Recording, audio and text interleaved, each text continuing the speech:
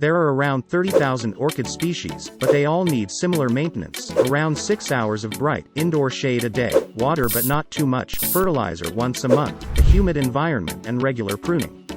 The Orchidaceae are a diverse and widespread family of flowering plants, with blooms that are often colorful and fragrant, commonly known as the orchid family.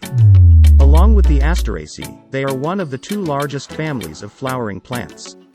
Orchids, such as Phalaenopsis, Cymbidium, Catalia, Crucifix, Dendrobium, Moth, Dancing Lady, Vanda, Slipper, Jewel and Monkey Face, are so popular because of their beauty and the variety of colors their flowers come in.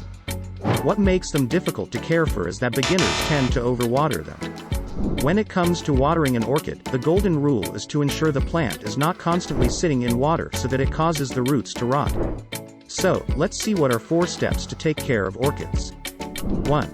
Watering. Although orchids are commonly found growing wild in tropical rainforests, they do not need heavy watering. According to Interflora, ice cubes are one of the best and easiest ways to make sure you are not overwatering your plants. Depending on the season and where the orchid is kept, pop 1 cube twice a week on top of the potting medium underneath the leaves. Be mindful to ensure no water is left standing in the pot, and if possible, remove any excess water if you notice any water pooling on the orchid. You can also tell that there is too much water if the pot has become very heavy and sloshes when you tilt it. Another easy way to judge if the orchid needs watering is to use your finger to poke deep into the pot. If the mix is wet or damp, don't water it. If the mix is dry, water it. When watering the orchid, make sure to water the soil and not the plant directly. You can tell an orchid is getting too much water if the leaves start turning yellow.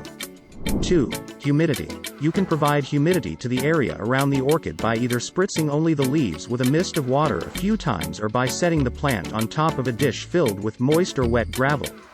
3. Sunlight. Avoid direct sunlight for your plants, instead place them in bright shade. If the plant starts to look like it's drying out and getting too much sun, try moving the orchid further away from the window.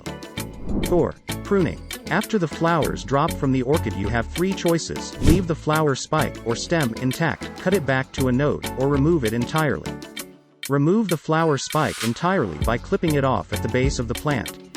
This is definitely the route to take if the existing stem starts to turn brown or yellow. Withered stems won't produce flowers. Removing the stem will direct the plant's energy toward root development, which makes for a healthier plant and increased chances for new bloom spikes.